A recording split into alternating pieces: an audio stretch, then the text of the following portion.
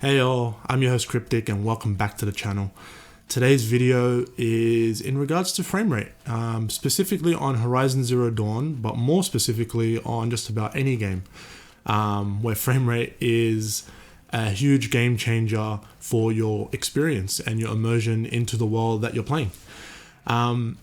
Today's video took a bit of a while to sort of come up with on a topic that I found interesting and important enough to talk about to pull your eyes away for the next 10 or 15 minutes. And I figured that this is something that needs to be talked about properly. There's always a debate between what is more important in video games, whether it's higher resolution or higher frame rates. And we're in an age now, and I'd say we're probably still going to be in that age in the future, where it's more so one or the other or both. And if you can have both, you're definitely going to have your cake and eat it too, right? But playing Horizon Zero Dawn when they announced that the 60 FPS patch was available for download, I hadn't played Horizon since finishing it and platinuming it on the PlayStation 4, so I never did install it again on the PlayStation 5. I, like many people, moved on to other things, other games to play. So then I decided, okay, I want to first re-experience it at 30 frames.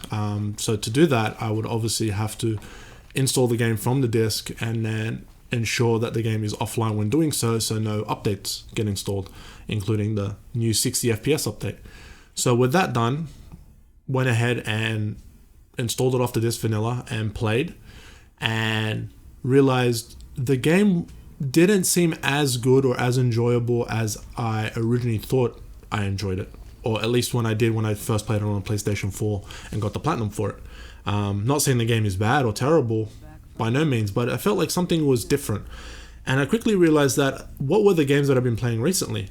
And a lot of them, whether it be Judgment on the PlayStation 5, whether it had been some indie titles, or other Sony exclusive games like Ratchet & Clank Rift Apart, Spider-Man Miles Morales, etc., they'd all had 60 FPS modes, which completely transformed them from being able to switch between 30 FPS, max res, to performance, ray tracing, etc., etc., whatever modes they had, or in the case of Judgment, just ran at 4K 60 on the PlayStation 5.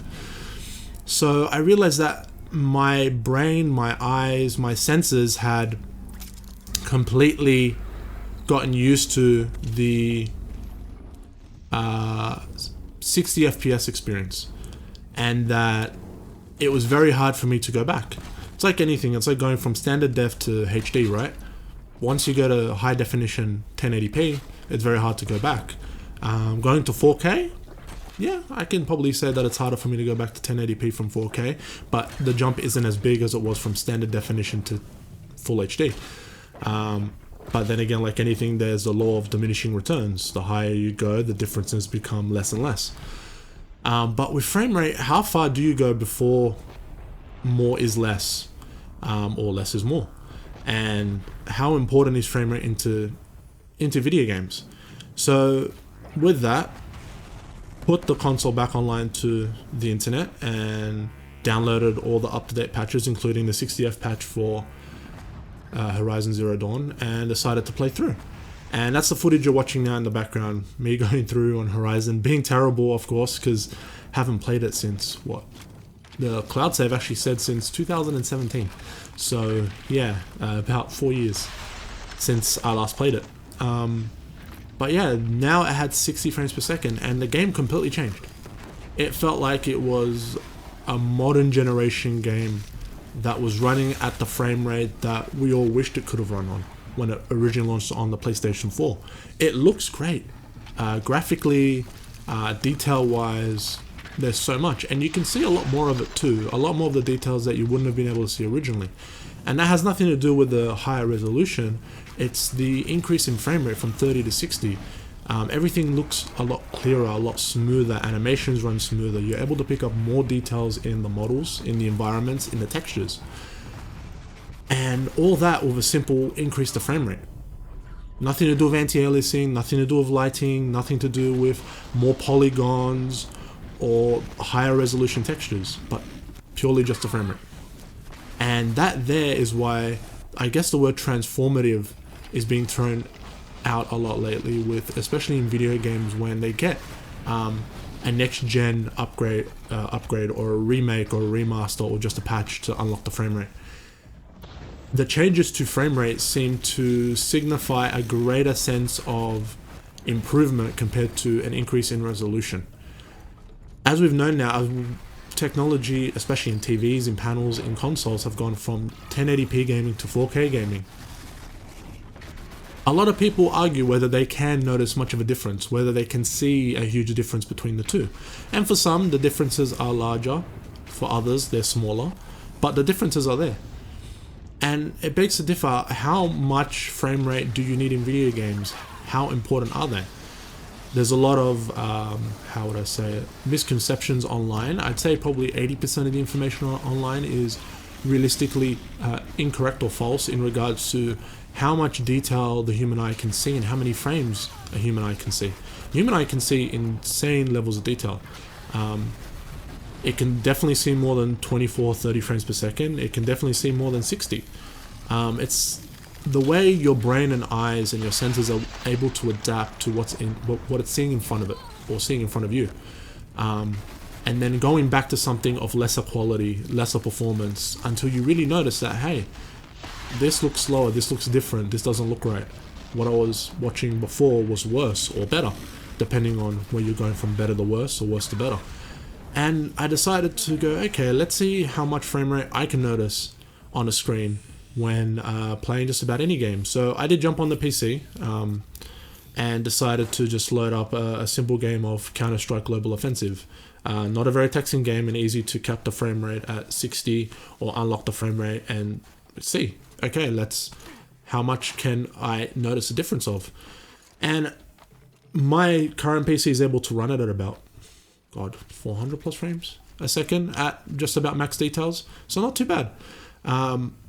But I did start capping the frame rate at different frame intervals, which Counter-Strike does allow you to do. Some competitive games do. They have depending on your monitor and what refresh rate it can receive, you want to match the monitor's refresh rate with the number of frames you've got, so you get a more one-to-one representation to what you're doing and playing. And went all the way down from 30 to 60, and obviously a huge difference. 60 to 90, yeah, there was a difference.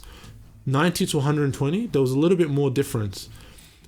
And I left it at 120 for a bit and then decided to go back down to 60. And the difference was significant enough where I could easily point out where the blurriness and the lack of detail was appearing from on screen. And then from 120 decided to go all the way up to 240. And at 240 to 120, it was a little bit possibly smoother for me, for my eyes, but I couldn't notice too much difference. It was a little clearer overall, but I couldn't really point out where or how as much. And it might come to the fact that my eyes haven't been exposed to 240 frames as much as a competitive player would be when they're, playing for prize money and for team glory on these competitive games. So a lot of online articles will tell you that your eyes can only see 30 frames, 60 frames, 90 frames, etc. But it's not true. Not at all. And I apologize for the background noise. Today's decided that airplanes are going to be flying over the house, so if they pick up on the mic, I've done my best to mute them out with the pop filter and wind filter and everything, but yeah, unfortunately that's the case. My eyes weren't as exposed to 240 frames as someone who's used to competitive gaming, and that's all they can play at. Anything less is just not good enough. I've been hybrid gaming between a console and a PC for many years now, and I have a larger tolerance. For me, my tolerance is 60 to 120. As long as the frames are within that range, it's good enough for me, and I'm quite happy. And anything less, I would start to notice headaches, a bit of motion sickness, getting down to 30 frames. Not permanently, of course, but having to, let's say, spend at least 30 minutes or so on the game to sort of get my eyes to adapt to the slower refresh rate. But yeah, seeing Horizon going from 30 to 60, or any game for that matter, increase in frame rate, increases perceived detail so much more. You're able to see a lot more because games in the past, to perceive speed or motion, a lot of motion blur was applied, still is in a lot of games. And in a lot of cases now on console, you can actually turn motion blur off, global motion blur, because you've got two main types: global motion blur that applies to the whole screen, and you've got per object motion blur, where the per object motion blur gives you that bit of blur on an object specifically to give you that sense of speed without blurring overall detail. So that's the good kind of motion blur, where overall motion blur, I'd say every time where possible, I turn that off in every game, because personally I don't like it. Though there are those who enjoy lots of motion blur, and to each their own. Whatever you enjoy is always the right answer, not what someone else's opinion is. Let it be my opinion. But yeah, the lack of motion blur at 60 frames compared to 30 is quite enjoyable, quite fun. It ended up being a game where I was like, okay, let's record some footage of this for 20 minutes or so, just to get the video done, and ended up playing several hours of the game, completing other additional achievements that weren't part of the original Platinum, from the Frozen Wilds DLC, which you see me doing now, doing the Chieftain challenge, and getting a measly bronze, obviously needing to learn weaknesses and what weapons I should be using against these particular enemies. But regardless, it just made the game so much more fun and just brought it up to modern day standards, having it at 60 frames. Do I believe that all games should be a minimum of 60? I do. But it depends on the game, right? It depends on the genre. Fighting games definitely need to be minimum 60, so do racing or simulation racing games should be minimum 60. They just add more to the immersion, to the world, right? Open world games like Horizon, yeah, definitely. Where possible, please do it 60. With all the checkerboard rendering that we can do now, the upscaling, the AI upscaling that Nvidia does for resolution, I don't see why there isn't any reason why we can't have most, if not all, games at 60 frames per second and really enjoy the hardware that we have now, where yes, we can have the resolution of 4K and we can have 60 frames per second at the same time, even with the most demanding titles. We've known now that unless you're zooming in at 400 times on a scene in a game, you're not going to notice the difference between native 4K and upscaled 4K, especially if it's done correctly and in a smart way. And with increased frame rate at 60 frames, well, the amount of detail that you see is insane. The lack of blurriness, the lack of stutter, the more smoothness in animations, you really do get to see these games perform at what I truly believe the developers always wanted us to see them at, and what their vision truly was for the detail in the world and to the mechanics of the game. Because even gameplay improves with 60 frames. Your input lag decreases, the responsiveness of the controls becomes so much better, and it's just as simple as increasing frames per second on a game. And I hope to see, especially on PlayStation, a lot more games get that treatment, whether they need to be patched or more so that the PS5 treats it more like how the PlayStation 4 Pro did, where you can just set Pro mode or PlayStation 5 mode or Boost mode, whatever you want to call it, where it recognizes it's an older gen game that's compatible and can be read, and it will actively scale up the resolution and the frame rate. And treat it more like you do when you upgrade your PC, where you put a new GPU and or CPU into the onto your motherboard, and you boot up a game that you love playing and realize now you can play it at higher resolutions and higher frame rates, and it's just completely transformed it for you. And all of a sudden you're doing a new game plus playthrough or a whole new playthrough from scratch, and you're enjoying yourself like you never have before. I also believe this is a great way to preserve our favorite games over time, especially as backwards compatibility becomes more and more prevalent on consoles. We can go back and play our games and have them just natively scale to the new resolution that's popular right now, 4K, 8K, whatever it may be, at higher frame rates, and we can go awesome. All well and good to get remasters and remakes, but instead we should have developers creating new ideas, new worlds, new amazing experiences for us to play, while we can also still pop in that disc or download that online purchase of a digital game and enjoy it at higher frame rates and higher resolutions thanks to our new console hardware.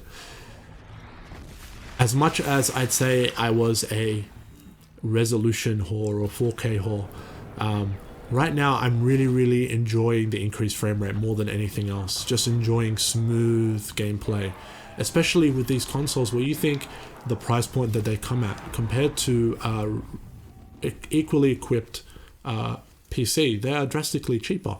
They're for the mass market, but they're able to do things when coded right on these games. They're able to do amazing things to older games, existing games, and future games that we thought we would need to spend in the thousands to achieve.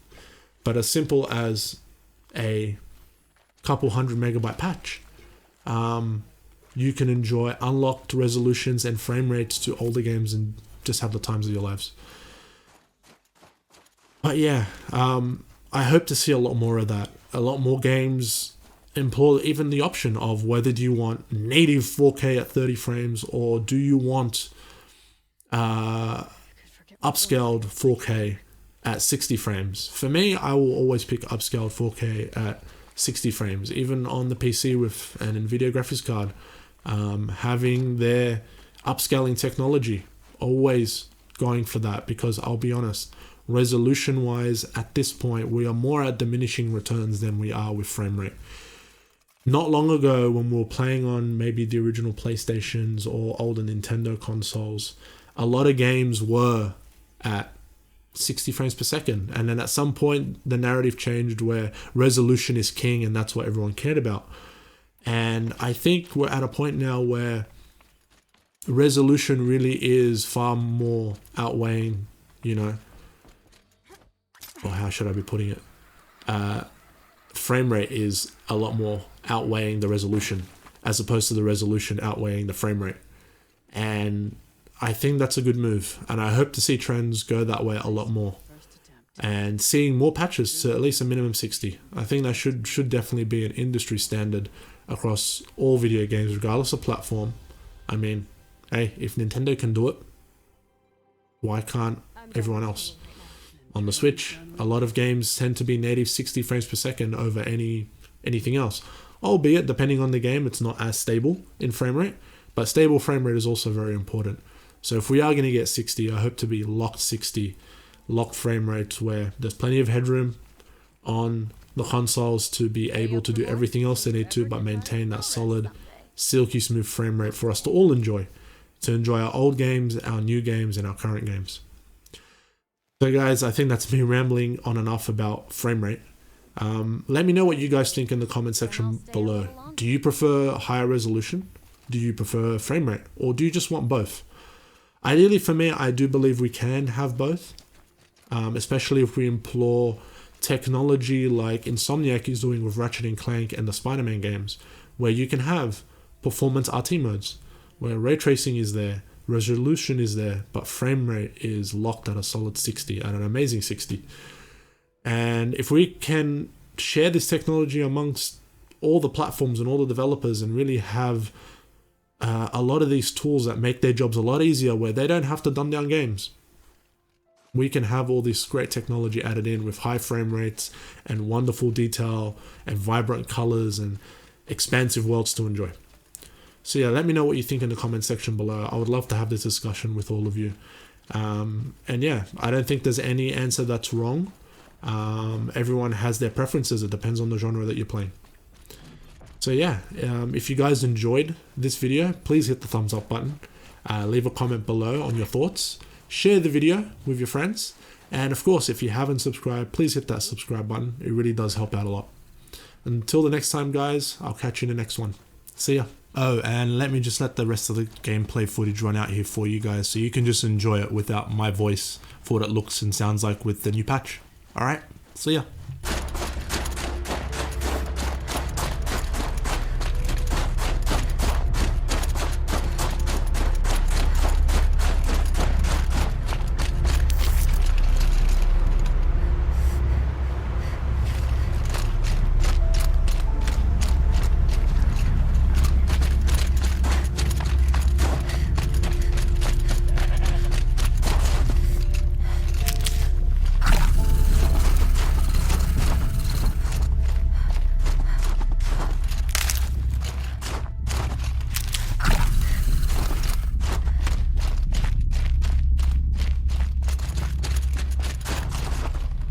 Save these for the trail.